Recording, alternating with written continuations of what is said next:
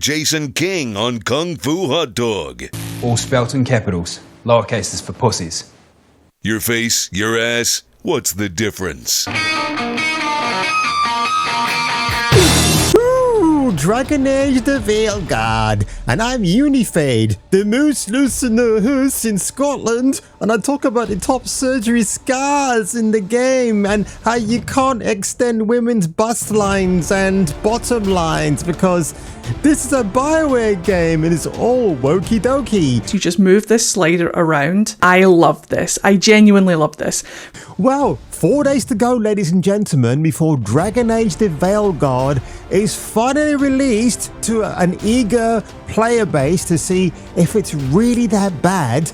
But in an article today, or rather a few days ago from That Part Place, there might be a bit more than meets the eye when it comes to review codes. Because who got a review code, who didn't, may actually shock and surprise you.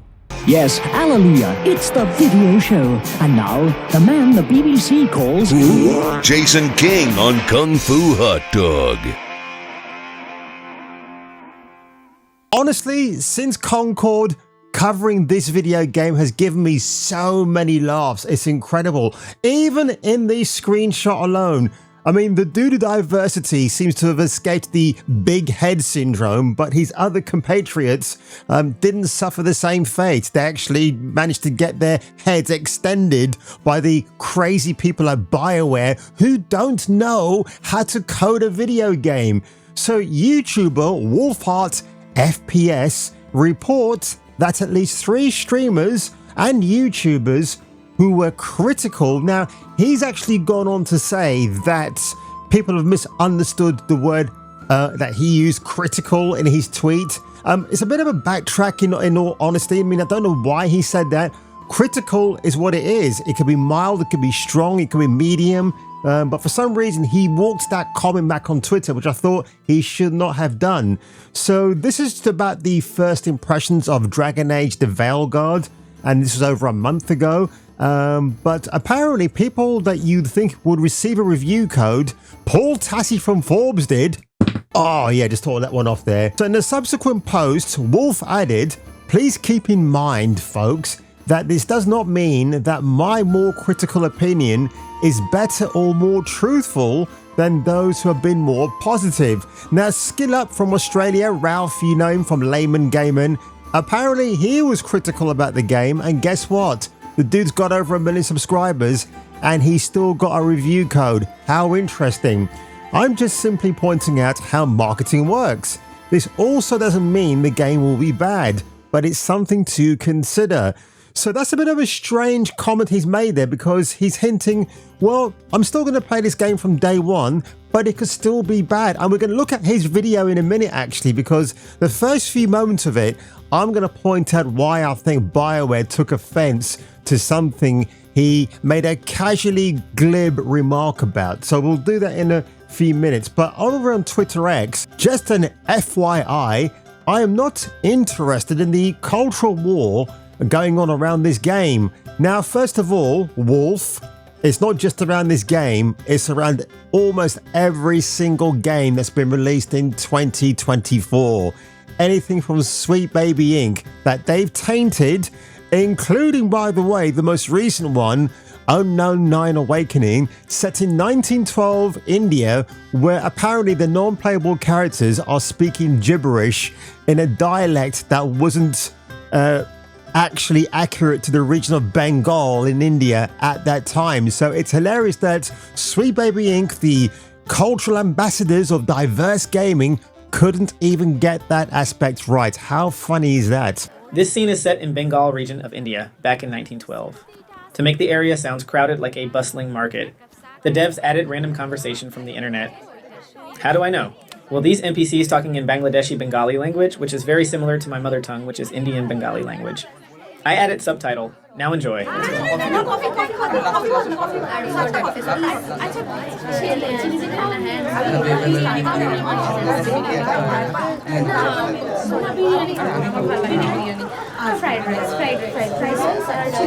on, buddy. Now, everybody knew as soon as you walked through the goddamn door, you're gonna get some chicken.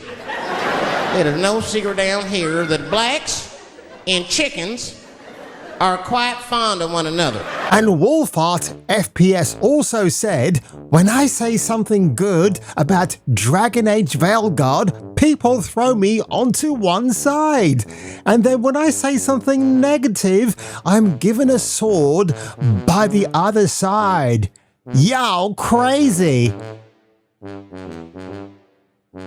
And now, folks, let's go on over to Wolfart FPS's channel and have a good old listen. Well, that gives new meaning to the phrase, I see seashells on the seashore on the seashells.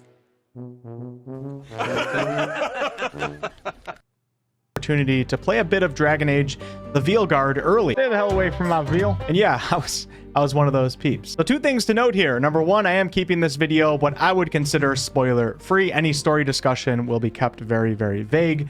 And also, just note that the vast majority of us creators and journalists who got to play, we didn't play enough to warrant a real review here. This is basically first impressions for most, so take that as you will. Prepare for a roller coaster of opinions in today's video, and remember, it's just a video game. It's okay if you don't like something that, that I do, or vice versa. Covering this game has been Look crazy at those big heads, Starting ladies right and off with the gentlemen. character creator. Simply put, it offers a ton of customization. You have 4 races to choose Can from. you customize the Elf, Qunari, heads? Human, and Dwarf. And this lineage choice, I can confirm, at the very least, does affect some dialogue scenes, which is always great to see. The appearance tab is where the character creator truly shines, though, although the debate over art direction and style, we'll talk about that here shortly. But the appearance does offer an extensive range of customization options if you prefer to create a unique look rather than using presets. I do have another video coming out today, or it may already be out for some of you, showing a deeper look at the character creator. I thought the limited But let me give you a presets quick in the Mass overview Effect of games what were it's better than like. these. You start off choosing your pronouns. Let the war in my comment section begin. Don't touch my wheels, which affect how your character is addressed in the game. You then choose your gender, So that's, oh, here we go. which has no gameplay effect. And then heading into So that's the thing. Because he casually made a remark about the pronouns, I think Section. I think that's where Bioware went, no, you're not getting a review copy. No. How dare you even glance and casually, glibly remark about that? How dare you? While it won't have an effect on the gameplay, the problem is it's going to be addressed by the NPCs in the game, because apparently, as that tester said to New Ray, that, yeah, when you walk around the village, people will actually refer to you by your pronouns, or maybe your biography comes up in a conversation and they mention it, which is so effing stupid. It's a RPG fantasy role-playing game. You shouldn't have pronouns at all.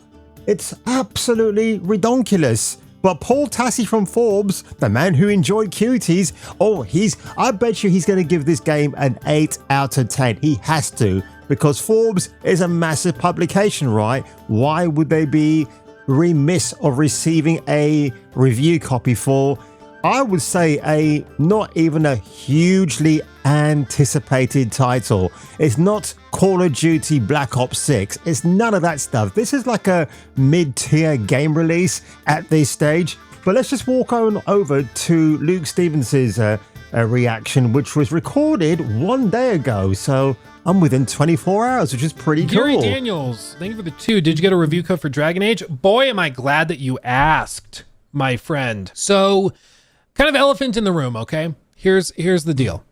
Here's the deal. They did just post a new launch trailer. We're going to look at that as well. But I will not be reviewing Dragon Age the Veilguard at launch. I will not. You can't make me. Mainly because I don't have the game. Now, we have been, full transparency, we have been hounding them about it because they've been very coy about it. For like 2-3 weeks, we've been sending regular emails, regular Twitter DMs to people we're in contact with. Like, we have been hounding them, me and my management team, to get review codes for it, even just one.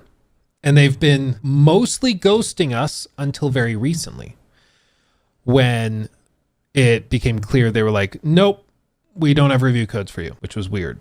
And the thing is, Luke Stevens, this is his secondary channel where he does live content, but his normal channel has over 500,000 subscribers. So again, why didn't the guy get a review copy from Bioware? Because Bioware know that Dragon Age the Veilguard is going to be complete and utter poop. I was like, I'm talking to people behind the scenes, some of whom have gotten review codes, others that have not. And it seems like review codes are super limited. What I've said, and I said at the top of the stream, I was talking to somebody who is in Europe, and I'll keep it vague for their privacy, but I was talking to them and they said that there were like 3 or 4 review codes that went out for their entire country. Yeah, and I thought the European content creator he was talking about was Jaw Raptor. It's not him. He actually goes on to say that because people in the chat were going, it's him, and it's not him. So it's funny that Luke Stevens, I would consider I would say Luke is a little bit based. He'll never admit it, but if you listen to what he says very carefully, it's borderline what I think, what other people think in this hemisphere of incels. That's what we are, ladies and gents. So I do find it rather funny that it would actually come to this. Yeah, there you go. So his main channel, 566,000 subscribers. But I guess if you're not in the million subscriber club, Bioware or any other video game development studio out there will not send you a review code. Isn't that hilarious? But anyway, when we go over to Veilguard on Reddit, what do they say about the pre-orders? They're currently within expectations. This wasn't 1 month ago, by the way, folks. Now, what have people said about it? Yes, I'm going to purchase the game on day 1, but I'm not pre-ordering it. So I think that's that's a wise decision, funny enough. And on the Steam DB charts, now what I found very hilarious here, obviously my country, the UK, call it £50, right? I don't know why they keep doing the $49.99 stuff. It's so dumb.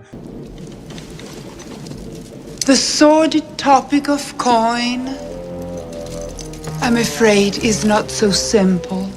But if you scroll on down, Russia, Saudi, United Arab Emirates, Kuwaiti dinar, Qatari rial, all non-applicable, because I guess with the pronoun nonsense and everything else about the game, those countries will not welcome it into their regions. So I found that pretty funny.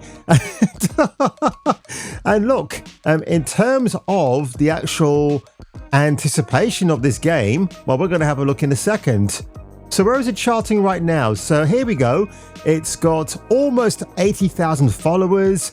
It's number 26 in the wish lists, and it's number 18 in the top sellers right now. So that's okay. Again, is it warranting a lot of frothy mouths? Who knows? I don't know at this stage, but I find it very hilarious. I'm so sad for Bioware that they're now the husk. And of course, if you get that Mass Effect reference, you're a better person than I am. They're former shells. They just don't know what they're doing anymore. I think they know their game is their studio is probably going to go out of business. I still predict we will not get a Mass Effect reboot of sorts. And if we do, it's going to be with the forced pronouns. Remember the black version of Bob Ross, Eric Lang, last week when he attacked people, calling them man babies because they did not like his Mass Effect board game that was released over a month ago because it has very attractive characters of the female variety like Liara Tissoni and Fem Shep, but they've all got the pronouns, including the other side genders, obviously including male Shep. Why is anybody going to be invested in that board game? Is absolutely ridiculous. But on that one, ladies and gentlemen, please share your thoughts, your feelings, but don't get into too much fee feelings down below because I'm not all about that. And let me know where you think DAV will actually end up. Will it be a catastrophic failure? Will it do middling sales? Will Bioware lose money? Because they're depending on this game to put them back on the roadmap. But I don't think it's going to happen. And if I were you, and if you were me, you may wish to come back for the next video. And then this is the one that blew my mind. top surgery scars are also included in this for all of our trans and non-binary rooks out there.